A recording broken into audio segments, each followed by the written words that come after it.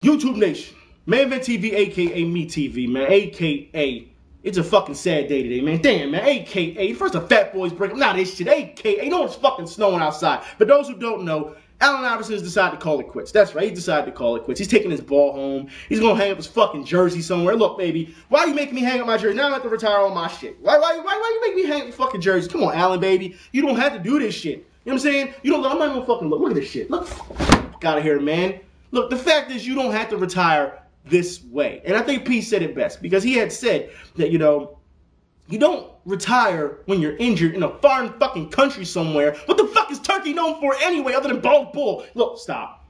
Stop. The fact is, if you want to retire because you want to, that's fine with all of us. But don't retire because they're pushing you the fuck out. No, no, no. That's not how you fight. You taint your legacy that way.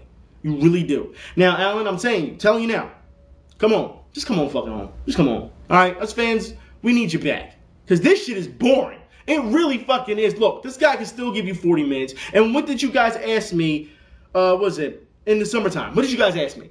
You said, where do you think Allen Iverson will end up? And I had said Orlando, Miami, New York, New Jersey, Toronto. All those teams need guards. And then what happened? The Bleacher Report came out a couple of days later and said, those teams need guards. And then you guys said, well, how the fuck did you know that? And I said, because if you look at the teams, look, just because you play in the NBA does not mean you are fucking great. There's a lot of guys sitting on their fucking asses getting paid while Allen Iverson will give you a fight every night. And that's the problem. There's too many guys sitting around that are too comfortable. All right? Now, we knew that he was signing, you know, he was possibly signing with Orlando and Miami, but the deals fell through. All right? So it was a money issue. Now, I would say, you know, Allen, if you take a, you know, more of a bigger pay cut, maybe they'll let you play for them. But then I'm sure there's somebody will come in here and say, you have to excuse me, I'm kind of tired today. I don't know. Was it? Someone will come in and say that, was he supposed to play for free? And I understand that. Yeah, I definitely understand that, you know.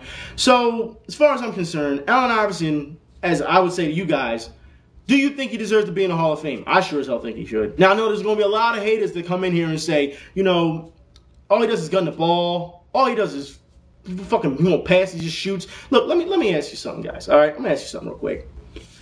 Allen Iverson, what team, when he played for the Sixers, the Nuggets, fucking, was it, the Grizzlies for like 4 days?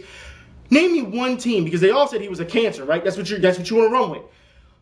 What team, after he left, went to a championship? Any of those teams? No. When Allen Iverson was here in Philadelphia, who he ever passed the ball to? Don't say Iguodala, because he was way too green at the time. Who he ever passed to? Aaron McKee? Fucking Matt Geiger? Todd McCullough? Stop. See, look. Philadelphia organization didn't put anybody around him. So he had to put the team on his back and try to win the championship. And we almost did. We almost did. Eric Snow? Come on, man. Stop. All right? He went to Denver, and what happened? George Karl said, can't win with Allen Iverson on the team. He don't understand this, that, and third. But bullshit. If you look at Allen Iverson's numbers, they were fucking impressive. All right? But the fact is, George Karl, he can't fucking coach. Stop. He can't coach. All right? Why do you think Melo wants out so bad? Why do you think that? And I know people are going to say, well, look at all his wins in it. That don't mean shit. If Lenny Wilkinson was still coaching today, none of these dudes would be close to him. All right? But the fact is, George Karl isn't that good. And he can sit here and blow smoke up people's ass all he wants. Like I said, that's why Melo wants out. You got the Nuggets roster is stacked. And none of y'all motherfuckers can win a championship? It's because of the coaching. That's all it is. Melo wants out. I don't blame him. I really don't. Fucking Grizzlies, don't even get me started with those guys. Look, fact is, Allen Iverson, outside the numbers, we always had to hear, and I'm telling you now, sports writers do this all the time. All right? Sports writers say, he's a great athlete for his size. Yeah. Now, we always got to hear that shit, for his size. Look, the fact is, they never can give a guy who's not 6'9" fucking credit. And this is what pisses me off. Oh, he can dunk the ball. Yeah, he's 6'9". He should be able to dunk the ball. He doesn't do anything. But they never give shorter athletes any credit. We saw with Dustin Pedroia, with David Eckstein. Like, anybody who's short and proves they can play, it's always, well, look at his size. It's like the media is obsessed with giants. And when you have a Hall of Fame category, you know, almost like a round table, with all sports writers, if even a couple of them have a problem with you, the way you've played throughout your career, or because you won't give them that interview, whatever, any type of grudge, any petty shit that they want to find something on, let me tell you something, all right? You're not getting in. You're not. That's how it is. And that's why it doesn't work. All right, sports writers, and then a lot of these sports writers have never even played a fucking sport in their life, but they're going to tell athletes exactly what to do. I mean, seriously, they don't even go out for recreation and play. But whatever. The fact is, and then I know a lot of you guys can come up with this too. Anybody tell you that I miss practice, if a coach say I miss practice and y'all hear it, then that's that.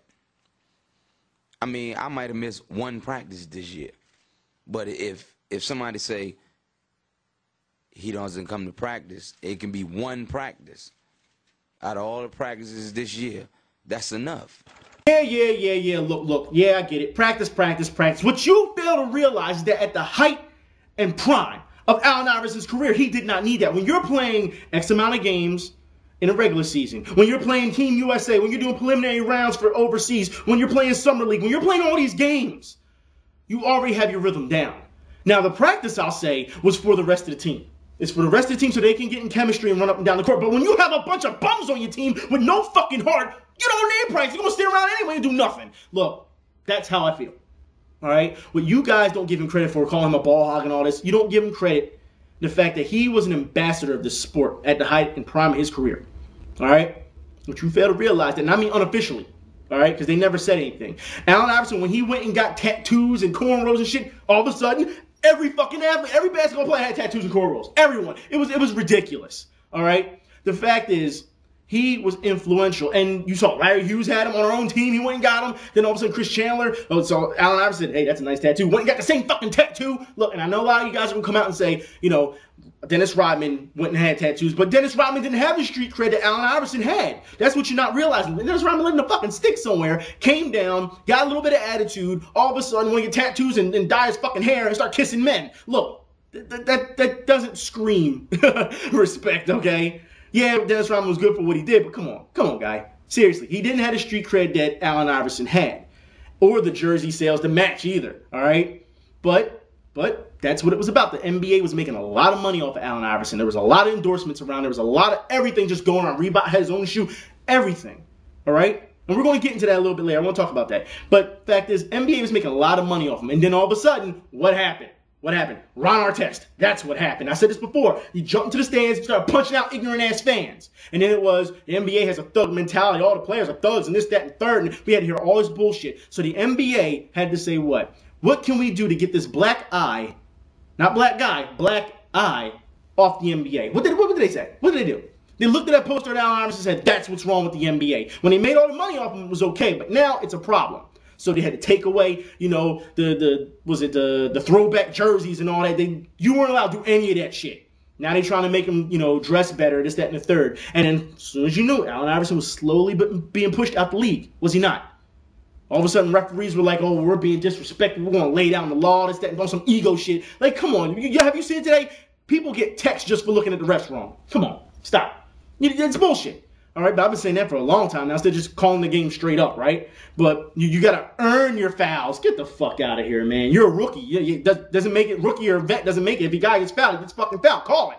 But they don't want to hear that. So slowly but surely, they were pushing Allen Iverson out of the NBA. And it's sad that we have to see this because that's no way for a person who pretty much carried the NBA on his back at one point. There's no point of having him fade out that way. That's just sad. That's really fucking sad. All right? And it doesn't matter if you like him or not. Respect his body of work. Respect that he went out there all the time and gave you a fight. That's what you should respect. But a lot of people don't care about that no more. It makes me wonder because I see a lot of people sitting here promoting LeBron and Wade and all these. Look, let me tell you something about these little fucking candy-ass players, especially LeBron. Look, I hate to drag him into this, but shut the fuck up. Seriously. When he says something, it's, oh, he's a villain and he's playing up to his villain role now. He's accepted it. When Allen Iverson said something, it was just, oh, that's just too real. How does that work? You have to be kidding me. Everyone has a spin on something. And I say this a lot, do I not? But it's okay. It's okay. It's a sad thing to see Allen Iverson go out like this. And like I said, he can coach. If they can make fucking Aaron McKee a fucking coach, they can make Allen Iverson a coach. And you know what? And that goes for, and I'm talking about the Sixers or any other team, because the fact is, what's going to happen? What's the worst that can happen? What's the worst that can happen? He gets out there on the floor and says, oh, no, and takes off his stuff and try to play. That's the worst that can fucking happen. A lot of these guys need coaching. They need to I understand you can't teach killer instinct. You have to have it in you, but he could guide them into it. He can teach them better ball handling or more awareness or whatever. He can do those things, all right? You don't discredit him, but it seems like nobody wants to give him a chance. And Allen, if you don't want to do that, if you don't want to play no more, if you don't want to coach, you can always make a name for yourself with your brands. Seriously, there's a lot of street ball clothes out there that need co-signers. I'm just saying, and that's what we'll talk about real quick before this video ends. Yeah, before this video ends. For those who want more information on how the industry works like that, NBA, shoe deals, and product placement and things like that, and NCAA, yes, happens in NCAA as well. I would say look at a documentary called Gunning for That #1 Spot. If you haven't seen it yet, please watch it. It's about, Brandon Jennings, Kevin Love, Michael Beasley, a lot of players that you see in the NBA today before they were even in college and how they were being pushed. Yeah, we're talking seriously, like pushed to the moon with product placement. They were saying as though they even were approached, not just them, but kids in general are approached for product placement like Nike and all that when they're 12 years old. Yes, they show it all right? And it's really good. I enjoyed it. You see them all playing against each other at Rucker Park for four quarters. Really nice stuff. Other than the slow-mo, I didn't like that too much. The people from the guys from the Beastie Boys helped, I think, director or producer or something like that. Very good. If you want to know more about that information, I would, that insider, the way they do ratings and stuff like that, and how it's all a con and everything, please, by all means, see it. All right? It gives you a lot of information. So all you ballers out there, watch out for yourselves. Watch those companies. Anyways, I'll talk to y'all later. Y'all be safe. I'm out.